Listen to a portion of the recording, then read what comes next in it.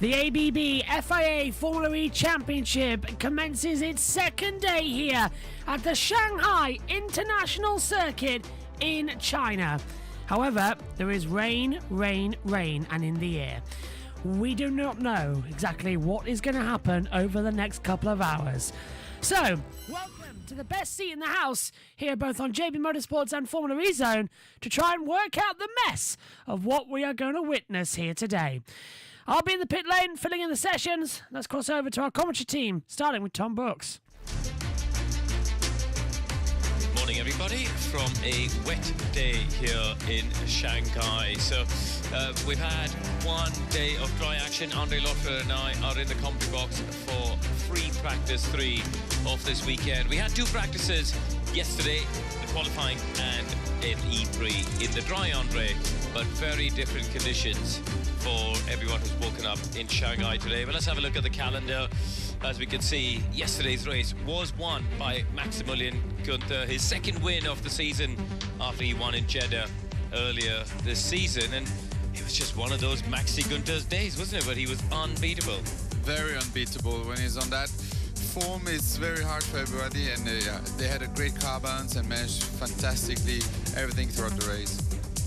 Could have a lovely look at the Bund there in Shanghai. This is the entry list for the weekend. No real changes there from where we started off the season. And at the moment, the World Championship still being led by Oliver Rowland in the Nissan team. His main rivals had a pretty tough day yesterday. The Porsche team, neither driver scoring points, so that was slightly problematic. But as you can see, Zane Maloney from Barbados, they get lots of thunder showers and storms there, but I don't know if he's done much racing in the wet. Never been there, so I don't know, but yeah, he's definitely looking for points, so hopefully that will help him if he's used to racing the wet. Antonio Felix da Costa's hair looks like he's got his wet setup on. Robert Frimes, he's got to be used to a bit of rain from the Netherlands, of course, so finding his way into the track this morning as well. Tom Brooks, are you awake now? I am indeed. Thank you very much, Corinne. Looking forward to this one, round 11 of the ABB FIA Formula E World Championship. Let's take a closer look at the Shanghai International Circuit then. Well, it is wet this morning and the drivers are going to be contending around this 3-kilometre long track. Of course, if you watch Formula 1, this circuit will be quite familiar to you, but Formula E has been coming here since last year and it's proven to be exciting in terms of the racing action. This was the race start yesterday. We saw Pascal Wehrlein coming through from the second row of the grid all the way around the outside of the race to lead through turn 1. Then you come in towards turn 2, that increasing or decreasing radius corner, I should say. That's where attack mode is activated on the outside of the corner. Then you flick it into the left-hander of turn 3. There's actually quite a drop-off that the camera doesn't do justice to in terms of the gradients. On the run down through turn 4 into the fast kick of turn 5, turn 6, you can see some fast action there. Turn 7 and I think we'll see, Tom, the overtaking. This was a fantastic move at the end of the race. Yesterday, Jean-Eric Vergne, very opportunistic. And then we saw the 2 Nissans getting so close to each other. Norman Nato having cut across the grass there. But it's going to be a very different race. In wet conditions, Andre, we're going to see drivers using different lines, trying to hunt for the grip. But I guess the first question is, are the track conditions safe enough for the cars to head out on this very soggy day?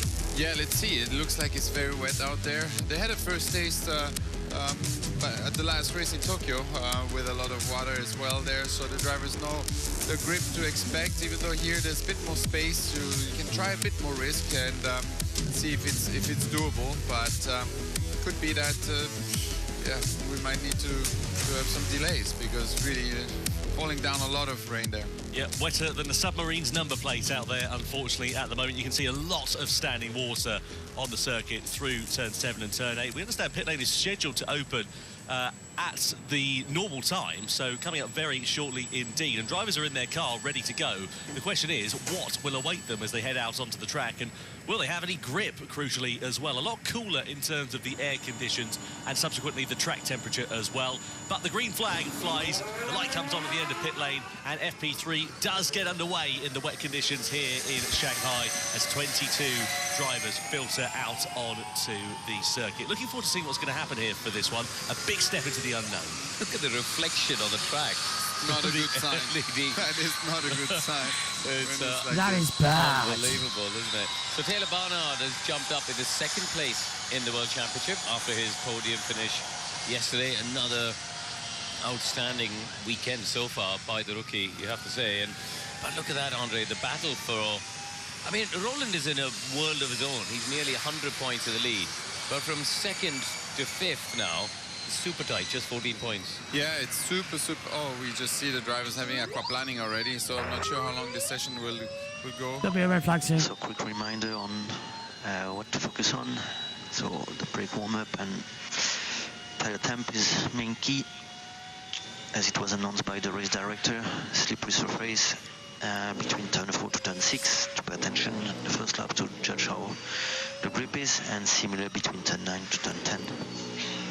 All right, well, that's quite obvious. I would say try just to find some grip.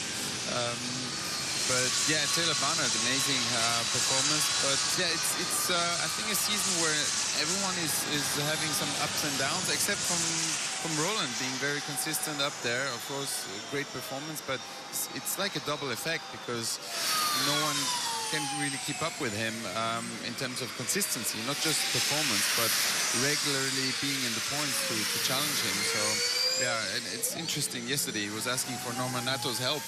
I don't think he really needs it for the championship. It's such a big lead. I tell you what, though, you're just thinking about those sort of radio messages from that engineer. It drives you mad, isn't it, when they just state the obvious. So Tom, I'm sure you have a phrase for stating the obvious, but that was...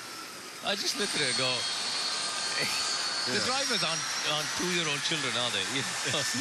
Yeah, it looks wet, it is wet, and yeah, there's not a lot of grip out there on the circuit. Let's have a look here at Oliver Rowland. This is on his outlap from the pit lane, so going through turn 5 and aquaplaning there.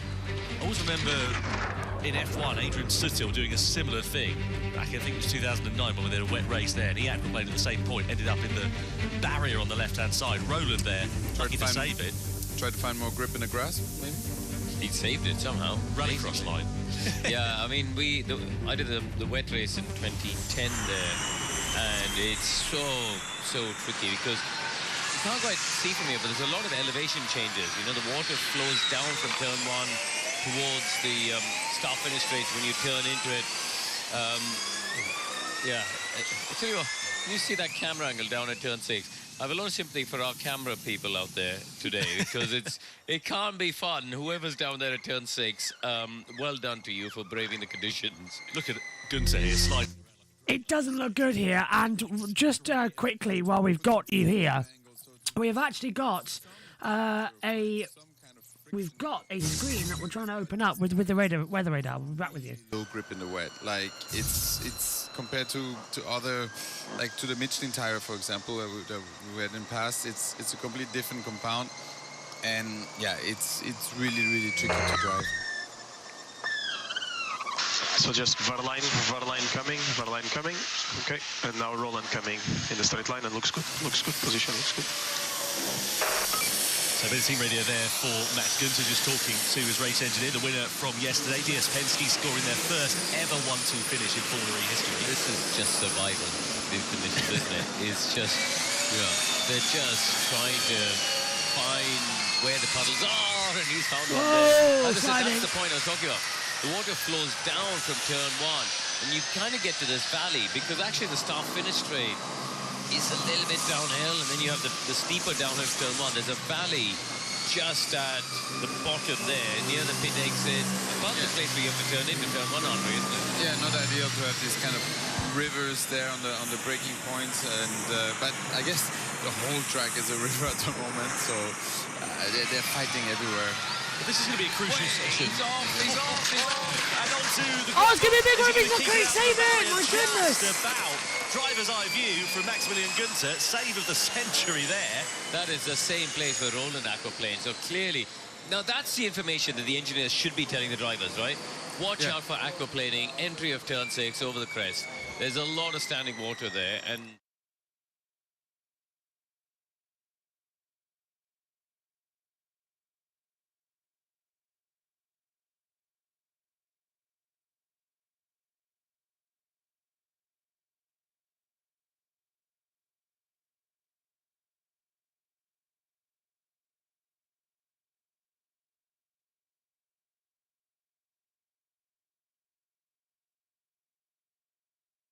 well, I think maybe we should just explain that a little bit for all the free practice 3 fans watching this morning.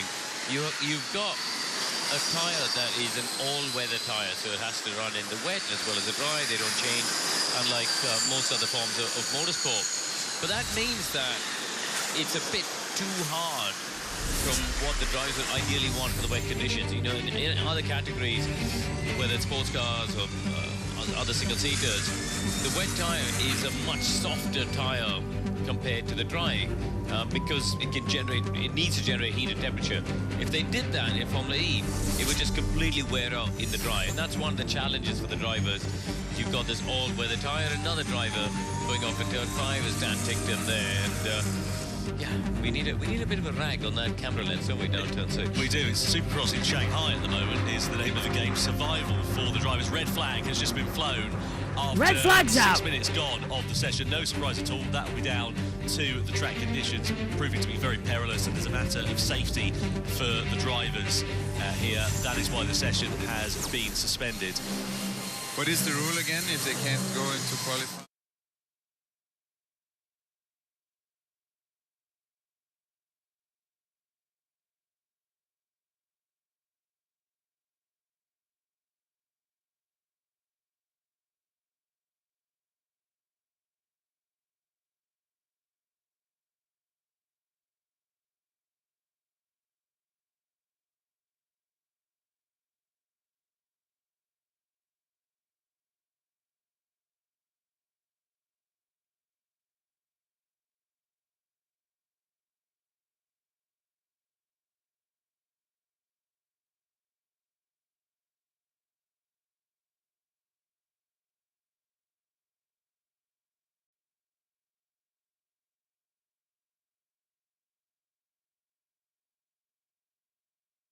Practice times in the bag, and they determined the grid because qualifying got cancelled.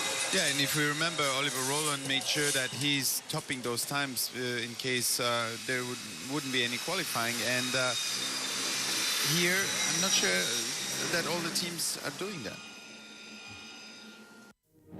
TNT.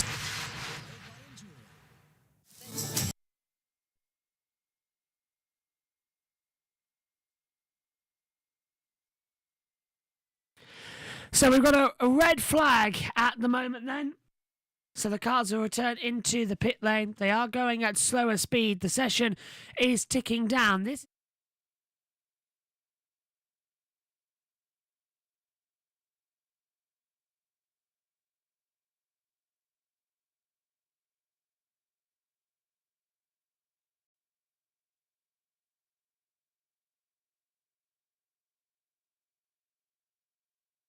not looking good at the moment. Not looking good as things stand.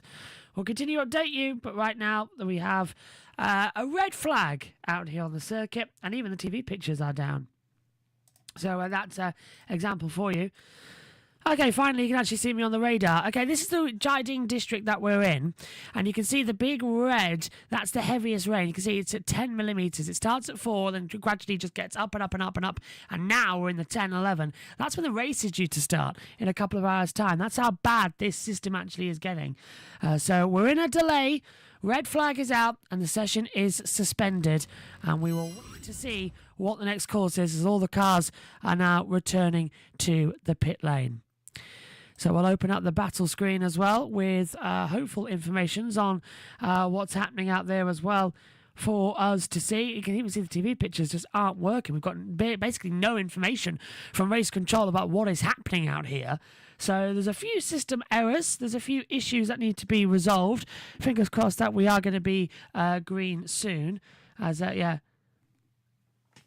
Yes, don't worry, Jack Jimana. I did know the reason why. I have now fixed that issue as well. It was a problem with the scene page as well. But there's the weather radar, as I was saying earlier. Cheers, Jack, because I did see that, and Jack Jimana got it sorted. It was a rush job to get that radar on because Formula E sent me the link as well. And this is one that they use. If you want to use it at home, zoom.earth. That's the one that is on the pit walls as well as we stand. So hopefully we'll hand back over to the international feed shortly. But the TV pictures actually aren't working on YouTube. They're not working on line. The only way that this session is apparently being viewed is TNT, which isn't great. When they go to ad breaks, I'm having to fill absolutely nothing happening out on the circuit, and not even the blog is working. So fill time upon fill time upon fill time is always the joyous factor of this matter, and it is quite difficult because JT's also asked me to get something sorted, as I believe the TV pictures have just returned to us, but with a signal maybe the session won't restart. Trying to have a look and see what information we're gathering here from race control. Well, Evans went off the track, then the red flag came out. We know that. Let's shortly head back. Cassidy was top, 136.198. Then we had Verne, Frines, Evans. So lap times were completed, but if this session cannot be completed, we go back in time and we use yesterday's free practice 2 results as the qualifying basis, which would actually put Da Costa on pole, but it would put Ollie Rowland at the back of the grid, the championship leader, completely out of position. So there's a few little interesting marks that are coming up. We will be live throughout the night here on JB Motorsports and Formula E Zone for the qualifying and the E-Prix watch along. Ed Hunter was supposed to be joining us, but now with the time change he can't, so I'm solo in the booth. And I wouldn't ask any of the team to get up that early at what is 5:45. Okay, let's head back over then to TNT. Yeah, so there is Taylor Barnard in the Neon McLaren garage, and of course Neon McLaren won't be continuing in the same guise in 2026 in Formula E, and I've been sort of wondering whether you're going to get someone like Nissan looking to try and poach him and stick him alongside Oliver Rowland. I mean, he knows Rowland, used to race for his kart team, good relationship that's on between the two. He knows the Nissan powertrain. If they're looking for a proper all-assault for the championship next year, I don't think that's a bad shout, is it? Definitely not. If I'd be a manufacturer, definitely look at having him as a driver, because he's been delivering so well, and yeah, he has a lot of great years in front of him, and you can build something with him. It's obviously, he's young, but he's shown incredible maturity and so calm, also in control, and yeah, it's definitely showing that he has talent, but also what it takes in Formula E to do good races and to understand everything. Yeah, there is the duo in the Andretti garage of Jake Dennis and Nico Müller. Body language doesn't suggest anyone's doing anything anytime soon. No. Nice warm cup of tea, I think. Those conditions are not... And this is the trouble, right? The conditions won't improve if everyone's sitting in the pits as well, you know, in terms of clearing water off the track. But if it's too dangerous, of course, you can't set them up. Yeah, I wonder how this one is going to go down. Here is Nick de Vries, Jeremy Calanson on the left-hand side of your picture. He's been pretty instrumental into the restructuring and rebuilding of that team over the last couple of seasons, and well, they've been in great form in 2025. Have Mahindra in 5th place in the team's championship after 10 rounds this year, and a podium finish for Nick de Vries back in Monaco as well.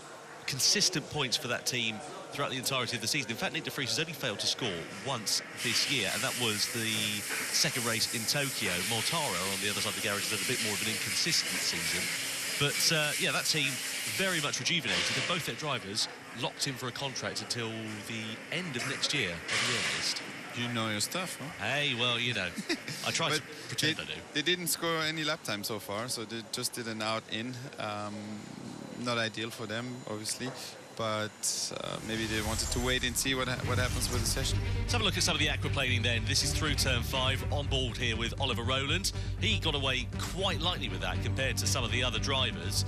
We then saw Dan Ticktum having a bigger off at the same corner, right off to the gravel, closer to the wall. And then Max Günther as well. This is the driver's eye view of Dan Ticktum's moment. You can see it let go there, but he saved it very nicely, kept the car in as straight a line as possible. Back onto the tarmac after the gravel. This was thanks good to shortly after Tickerton as well. Good, he managed to get the direction correct again, because at some point he was pointing towards the wall, which would have resulted in a little bit of a crash for him. Yeah, it makes your backside clench like a rabbit's nose, doesn't it, when you have a moment like that? What was that line? Backside like a rabbit's nose. Twitchy. Sound of silence says it all. I need a moment to process that. Anyway, yeah, you can see a lot of standing water, only 6 minutes of meaningful running in this session. We did have a lap time deleted for Mitch Evans right at the end of that one. The upshot is, it was Nick Cassidy who was quickest before the red flag fell with a 1:36.2. He was just under half a second faster than Vern. Tom, I'm going to test your knowledge of the sporting regulations now. Fire away. If the conditions don't improve and we can't run qualifying, but we can run the race, does practice determine the grid order? It does, yeah. We had the same situation in Tokyo where we had qualifying cancelled on the Saturday. So, yeah, the grid order will be determined by the practice results. So there is a good possibility that this could be how it sits for the grid. Let's go down, though, to Alexa in pit lane with just under 14 minutes left to go. Thank you, Tom. Yeah, I'm down here with Ian James. I've just seen both of your drivers jump out of the car looking pretty soggy. What are they reporting conditions to be like? Wet. It was pretty sketchy out there, to be honest with you. I think a lot of the drivers were coming on and saying that, they felt the session should be stopped, and I think Marritt's taken the right decision, so there's no point in taking any more risks than necessary. And where's the team mentality for how the rest of this day plays out? If FP2 ends like this and this is the quali result, or what are you guys now sort of thinking and planning? Well, I'm useless with regulations, I'll put it out there, but my understanding is I think we needed to have a full session for the FP3 results to count, which we haven't had. So if we don't have quali, then it goes back to the FP2 results from yesterday. But we're just going to have to wait and see it. There's no point in trying to second guess this. We just wait and see what happens and then take it from there. Well, no second guessing, but we might let you play weatherman. What's the forecast for the rest of the day? More rain, I think. So, listen, I think the championship's taken the right decision together with the FIA to reschedule everything for today to give us the best chance of actually getting a race in. If it stays like this, I think now that we've got a red flag here, I think we're going to have to really take a view on what can happen with quali. But then let's keep our fingers crossed that it actually eases off a bit and we can get a race in later on. Thank you so much, Ian. Fingers crossed. So, confirmation from Ian James, the free practice 2 results will determine the grid for qualifying. Tom Brooks, go study the regulations some more. Hey, well, to be fair, it does say the practice results should determine it, but obviously we've only had 6 minutes of running and no meaningful lap times really set in the session. So, yeah, we'll see how it goes. James Roster has actually made a really good point there down in pit lane as well. He said that if there is a green flag, which I'll be honest, seems unlikely at the moment, he expects all drivers to go out straight into full power attack mode to try and set a representative lap time, which would then determine the grid. Tell you what, if it's FP2, that puts Nissan at the back, doesn't it? Rolling to be last. It does. That'll be fun. TNT's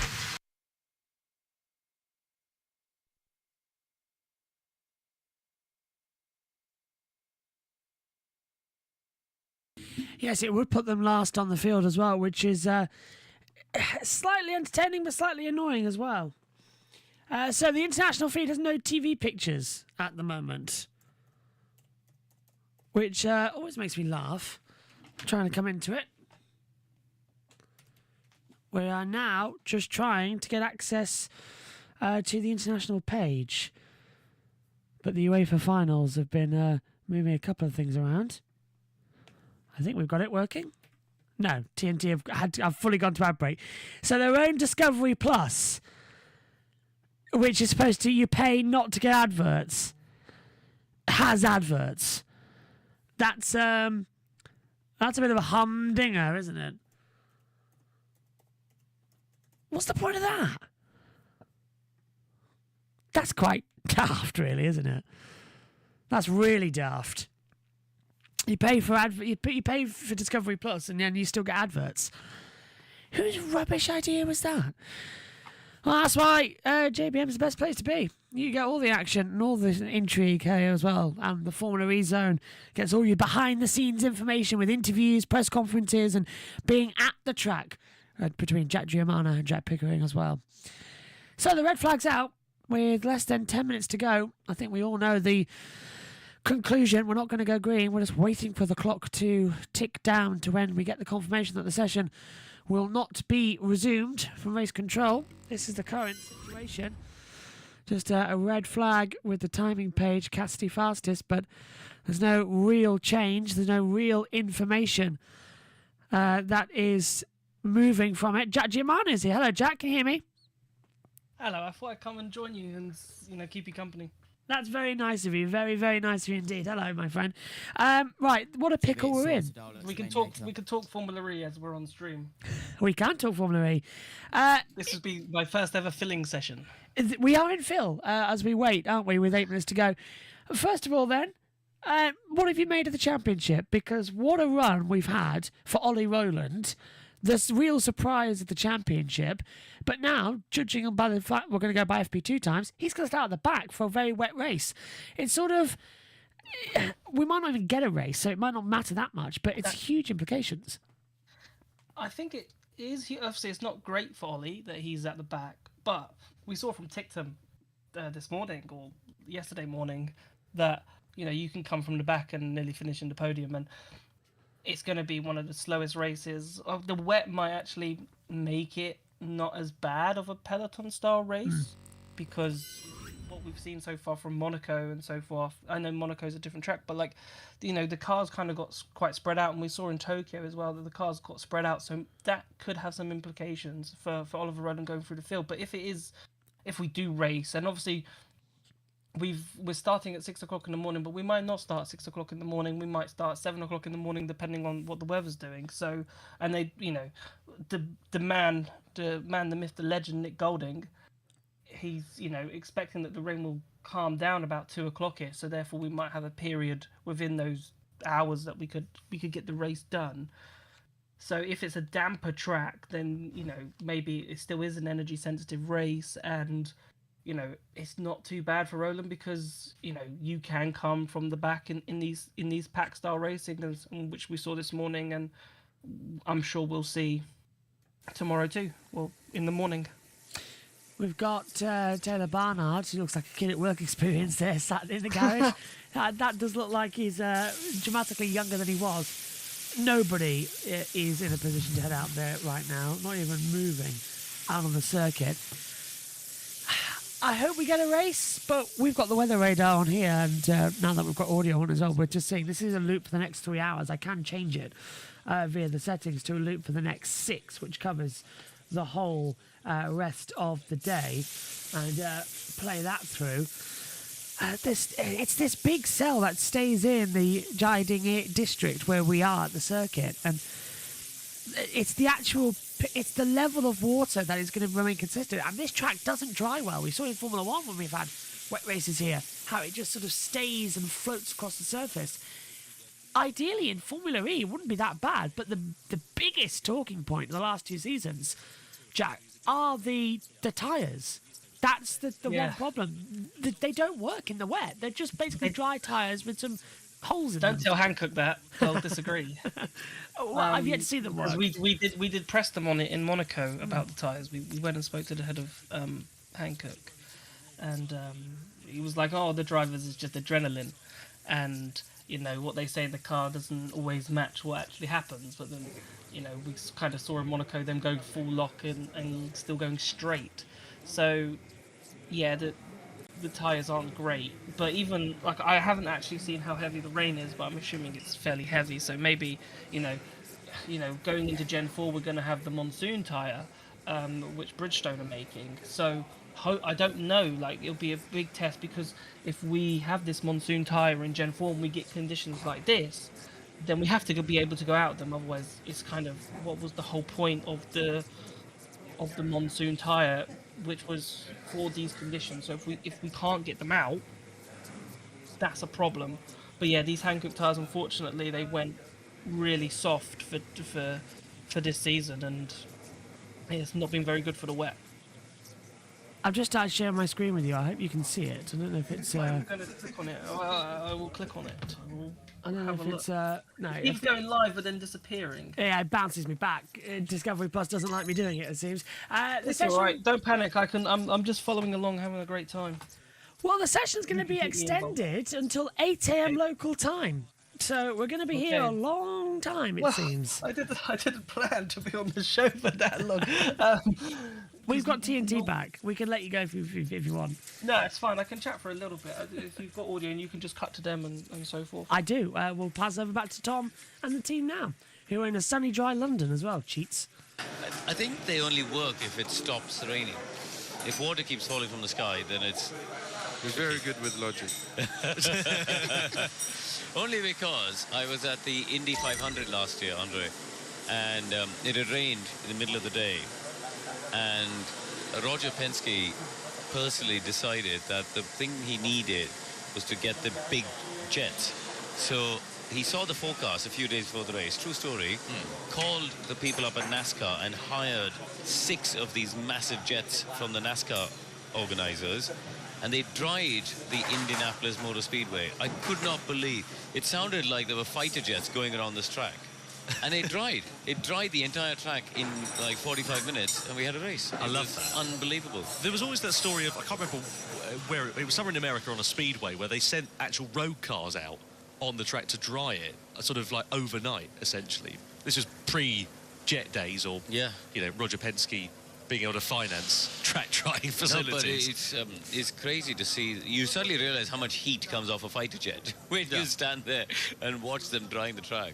Yeah, you can see a lot of standing water. This is down, I think it's either in the paddock or pit lane here. Yeah, right onto the entry of pit lane there, isn't it? And quite clearly, a lot of standing water, big river running across the circuit. So, yeah, not ideal conditions at all. And, you know, even the camera angle there showing you just the lack of visibility. Obviously, the rain's going to be splashing into that camera lens, so it does amplify it quite a bit. But, yeah, no semblance of this session continuing at the moment. Whilst we wait for confirmation as to when the session will resume, let's go down and catch up with Jake Dennis, who's with our team in the pit lane. Thank you, Tom. Yeah, I'm joined by Jake Dennis here in the pit lane. And Jake, you've dried off a little bit. How are conditions out there? Pretty bad. Worse than Tokyo, which is impressive. Yeah, just with this macro and micro roughness of the circuit, which is basically like what the tarmac's made out of. It's just like a sheet of ice out there for us on track, so pretty undrivable with this amount of rain. So I'm not too sure what we can do. It's just so much standing water, and yeah, we can't even go anywhere near full throttle. So yeah, see cars aquaplaning off right now. So did the right thing to stop the session, but it's meant to be like this all day, so I'm not too sure what we're going to do. So you touched on it at the end. There's no expectations for the weather to improve today, then? No, it should be like this and probably getting worse, to be honest. So yeah, we'll have to wait and see, but hopefully a miracle happens and it stops raining. But it's really not meant to. It's only meant to get worse now. And from your perspective, what do you want to see happen for the rest of the day? Do you want quali to go ahead? Would you rather stick with FP2? I mean, I'd love to stick with FP2 because I'm top 10, and here I'm obviously haven't done a lap yet. So, but I don't know. It's so out there right now. We just obviously need to have the best safety for the drivers and yeah, the cars. Like, these things aren't cheap. So if you have 10, 15 guys crashing, and it's not the best in the world. So yeah, we'll just do what's the best for the safety, and we go from there. Thank you, Jake. Cheers. Well, classic British optimism there from Jake Dennis. I mean, you know, he's used to this sorts of weather growing up in Britain. Unfortunately, not ideal conditions to go racing in. You don't need a car with 4 wheels. What you need is an Arc built by Noah and a 2x2 formation, I think, to try and clear this circuit, because there, as you can see there, waterlogged curbs on the inside, and as we said, track conditions not improving at this particular stage. Yeah, not much you can do in these conditions apart from waiting and have a few goes and try again and sample if it's better or not. It could, if it's raining a bit less, it could change the dynamic and you can send the cars out, but it's... Yeah, let's go down to catch up with Nissan's team principal, Tommaso Volpe. Roland and Nato currently 6th and 9th in this session. I'm joined by Tommaso Volpe. Another glorious, nice, rainy race day in the office. You guys came out of Tokyo particularly well because you'd prepared for this. You knew that the rain was coming. Has that level of preparation been possible this week with this forecast in mind? Well, we all knew that the second race would have been wet. So, yes, I guess everybody has done his own preparation. But let's see. I mean, it looks worse and worse. So let's see what happens. And obviously FP2 was a little bit trickier for you guys. FP3's gone a bit better. What's your expectation if perhaps quali can't feasibly go ahead? Do you think it will be FP2, FP3, or what are you looking at? Well, FP3 was much better for us, so I hope it's going to be FP3. But we also hope the quali is happening because it's good for the public and for the sport. It's always better to prove ourselves on the track. And actually, we've noticed out in the grandstands, there's a handful of Nissan fans sitting there braving the rain. Just a word for everybody who's turned up today. Well, cheer for us. We are leading the 3 championships, so hopefully we leave China in this position. Thank you so much. Yeah, thanks to Tommaso Volpe. Thank you to Alexa down there in pit lane. Well, let's remain optimistic. Let's hope that qualifying does go ahead. This session has been extended, as you can see. 29 minutes left on the clock at this point. Still under red flag conditions as that timer continues to count down. We're looking here at Nick de Vries inside the Mahindra garage at the moment. One of 2 drivers not to set a time in that session. So if indeed FP3 does determine the grid, it will be back of the grid for both of the Mahindra cars. Nick de Vries will be just ahead of Edo Mortara, courtesy of the fact that he was on track sooner than his teammate. He's definitely not looking at his own data, or neither the one of his teammates. I think he's playing video games. Yeah, a bit of Candy Crush going on there maybe for those some of these drivers. Let's go down and catch up with Sebastian Buemi in pit lane, currently P7. Seb, one of our most experienced Formula E drivers, but quite how challenging was it out on track this morning? Yeah, I mean, we kind of knew that that might be the lap that counts for qualifying. So currently P7, but yeah, I went off in turn 7. Just too much aquaplaning. I guess honestly the grip level feels good, but the amount of water is just too much, and you lose the car on the straight line just because the tires cannot, you know, get rid of the water. But yeah, it was for everyone the same, so you just try to survive in those conditions, and we stay ready in case we go back in the car. But looking at the amount of rain, yeah, not sure it has changed much since 15 minutes ago. So it's the rain, so it's less the rain that's the problem here and perhaps more the standing water then that was giving you issues out on track? Yeah, I mean, ultimately it's too much water because it rains and the asphalt doesn't drain enough the water, and the tire cannot drain the water either. So at some point, your tires are not in contact with the asphalt anymore, and then you lose it on the straight, which is, yeah, it's tough. So again, I think, you know, even if I wished I would have done a faster lap, I guess the red flag was the right thing to do in those conditions. And if we do manage to go racing later on today, how do you feel about the package in the wet weather? Well, I think genuinely we seem to be more competitive in the wet than the dry, so it's just about maximizing the opportunities. So far, I think we've done a good job in Tokyo and Monaco. So if it rains again today and we do race, then we need to get as many points as we can. Thank you so much, Seb. Yeah, good to hear there from Sebastian Buemi saying that the grip level felt good out there. I can only assume he must have been moonlighting in E1 in the week between Tokyo and here. Right, so whilst we wait for some news about the continuation of this session, still under red flag conditions here with 26 minutes left on the clock, we'll head down to Saunders and James in the pit lane. Okay, well, just before that then, I want to get a quick word with Jack Germano before we let him go, because it is late here. Jack, just looking at the conditions now, you've seen them for the first time yourself. I have seen them, yeah. Have you seen them? Yes, I have seen them. What do you think? Race or no race? Well, it's hard to say race or no race at this stage, because I think a lot can change between now and 6 o'clock, in 5.5 hours time. Like, you know, the weather could pass quickly, it might not pass quickly. This session's not going to restart, and I don't know about qualifying. I think I'm probably going to sleep through qualifying because I don't think there's going to be much point of waking up for it. But yeah, it'd be terrible not to race, I think. So I'm hopeful that they've done this on purpose so they can extend it. And I don't know how long they can extend it for, to be honest with you. There's more intelligent people that know the regulations, but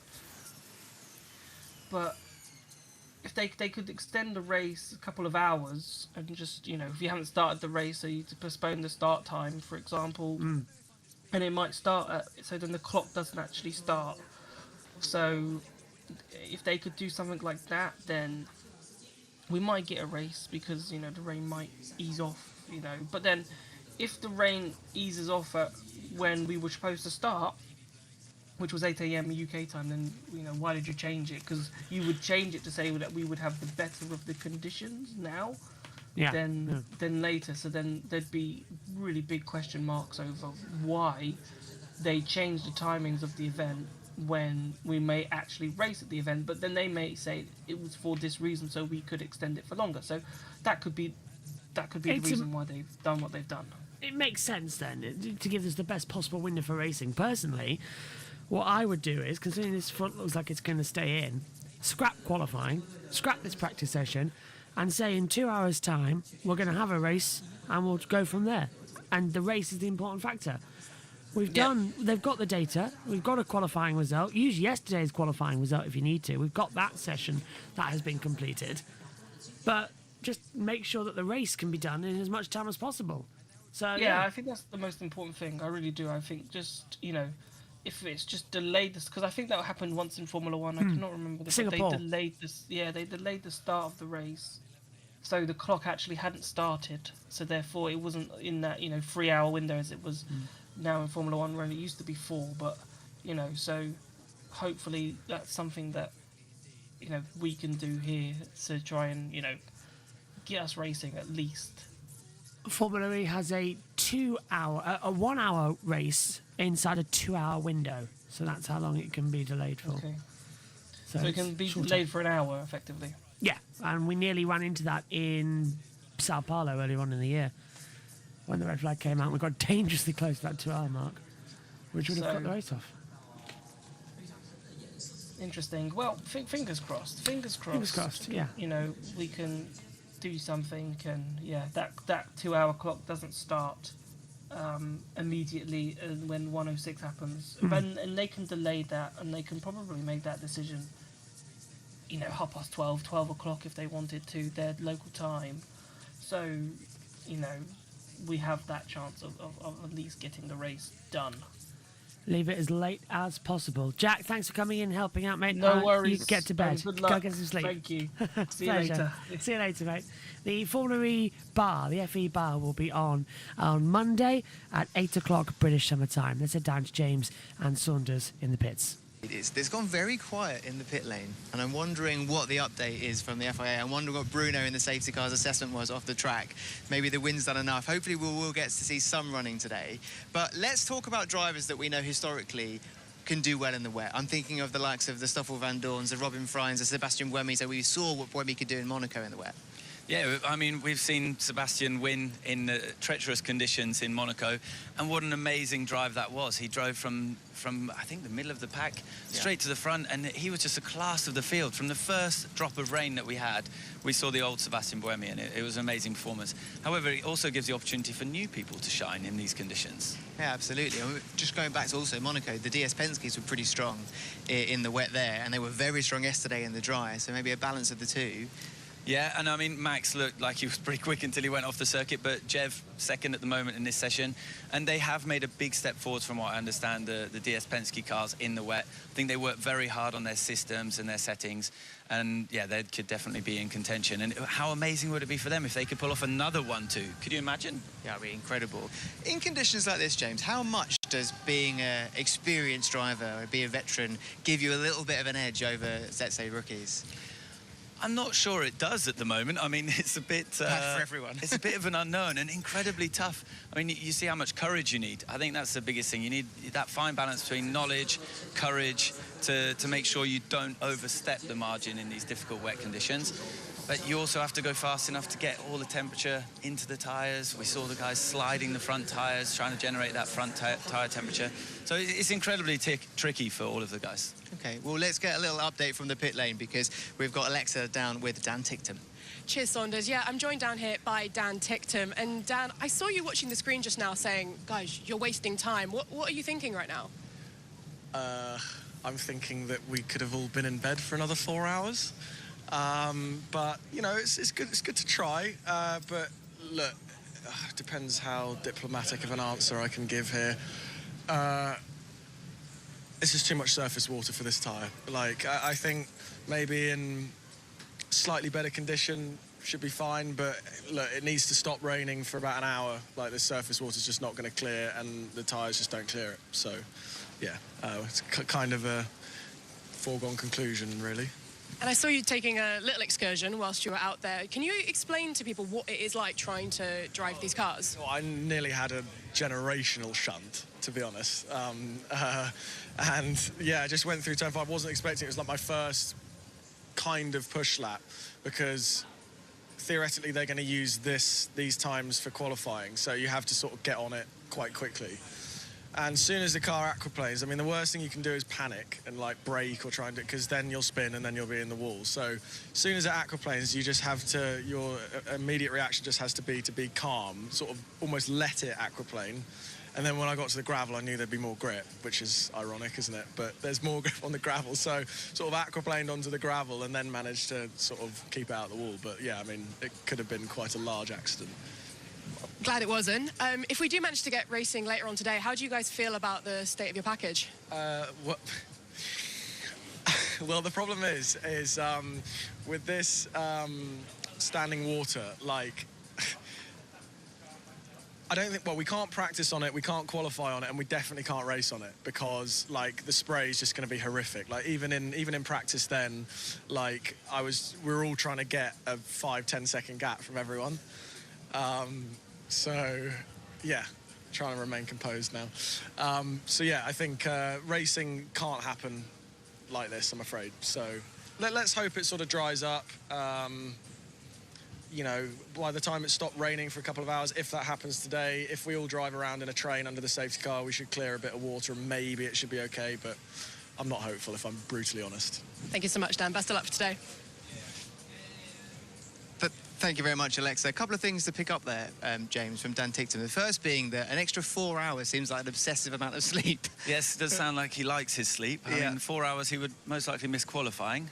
But no, hopefully we're going to get that underway and everything will get better as the day progresses. Fingers crossed. There was a lot of talk there in Dan Ticktum's interview about surface water. Now, talk to me about when a track like this is resurfaced and retarmacked, does it have an impact on how much surface water stays on the track?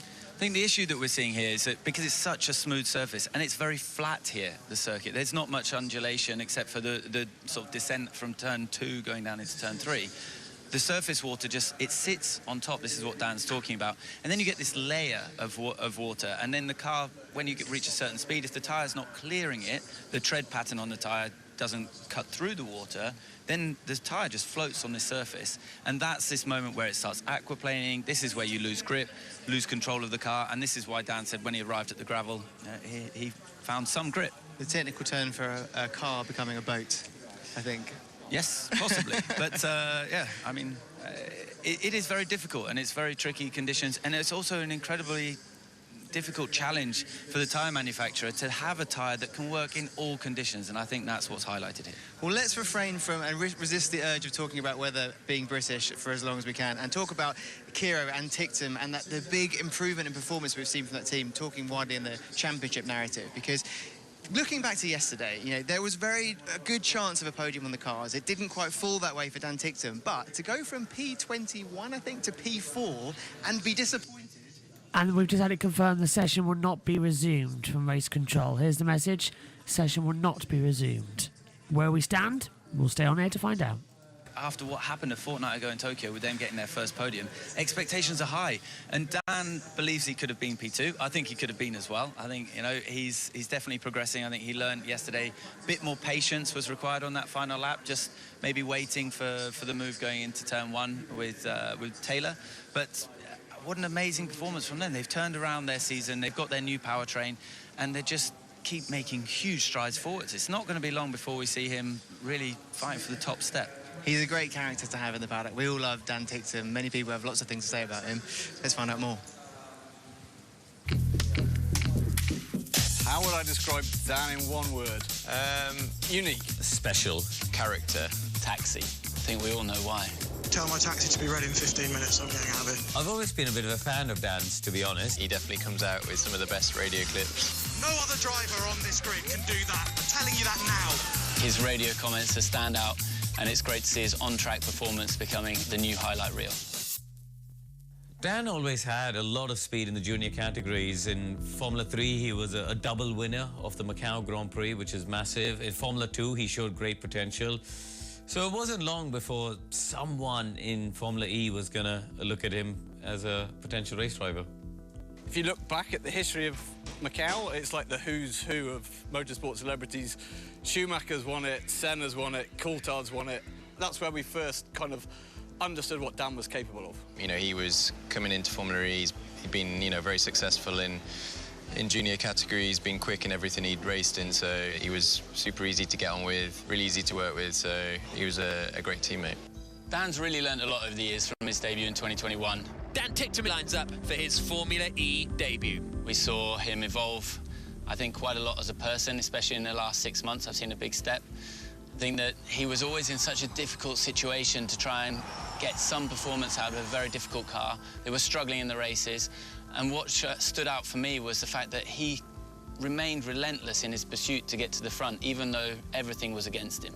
We know Dan on a good day is as good as anyone. Dan Ticktum, take a bow. Fantastic lap time from the Briton. And then just working on Dan on a bad day and across the championship of like how you have the best results on your bad days. That's what makes a real championship level driver.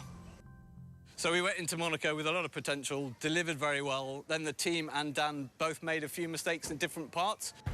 What a joke. Unboxing. He wasn't in 350 kilowatt power mode in the dual stages of qualifying.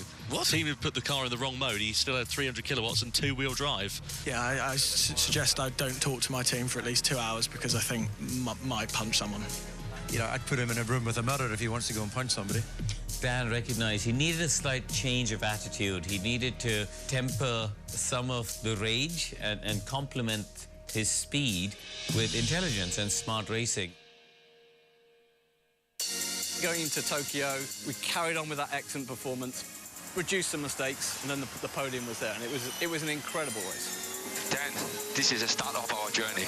This is the start. Well done, everyone. I'm so happy for all you guys. I really am. You did what you promised me. Good job. First ever career podium in Formula E for Dan Ticktum for Cupra Kiro. Once you've got that podium under your belt, you know that you can do it. Everyone in the championship now knows that he can do it, and I think it's not going to be long before we see him standing on the top step of the podium. Lovely comments there about Dan Ticktum. A great journey we've seen in Formula E so far from him. Now, we've had an update during the playing of that VT that this session has seen the checkered flag and they will not be going back out on track. So now we look forward ahead to qualifying, James. Yeah, I'm super excited for qualifying. A wet qualifying is going to be amazing. Seeing the guys going out there, using their attack mode, and four-wheel drive, head-to-head duels. I mean, the all-wheel drive in conditions like this is an absolute game changer, not just for time, but for grip, for traction. And then, like you said, head-to-head qualifying duels in the wet. Is that not the stuff dreams are made of? It is, from a driver's perspective and from our perspective. It's going to be super exciting. Very, very exciting indeed. And I think that's now we need to get thinking about history, thinking about people that can just find that grip in very short spaces of time, that are masters of the wet. We know there's a few of them up and down the paddock. Everyone's got a bit of experience, but who would your money be on now? Oof. I mean, Cassidy and Jev seem to be on it early, so I'm going to go with Jev. OK, I always like to throw Robin Frijns into the mix, just because of that first ever wet race in Paris in Season 5, where everybody was aquaplaning, going into the walls. Robin Frijns was the only one that could find any grip. True. And let's also remind ourselves, if the session doesn't go ahead, it will be the results from this session from FP3 that will shape the grid. Yes, that is what's going to happen. So, yeah, keep an eye on those timings, look back. But fingers crossed, inspiring all the optimism we can that qualifying will take place. It'll be great and it'll be exciting. I'm going to just go ahead and say that It does feel like it's lightening up a little bit. It does. I think we're going to be okay. And I am really super excited for this qualifying session later on today. Likewise, as I'm sure everybody at home is eager to watch cars on track here in Shanghai for our second race of the weekend. Qualifying is up in just a few hours' time. It's very, very exciting. Let's see what can happen. I think, James, is going to be a very, very interesting, spicy events coming out on track, and we're here very much looking forward to it. Well, the session will not be resumed, and unfortunately I don't think we're going to be in for an option of a qualifying. Either way, we're on air in 1 hour's time to find out. Join us then here on Formula E Zone and JB Motorsports for all the action. But from right here, well, there's the weather. It speaks for itself. See you later.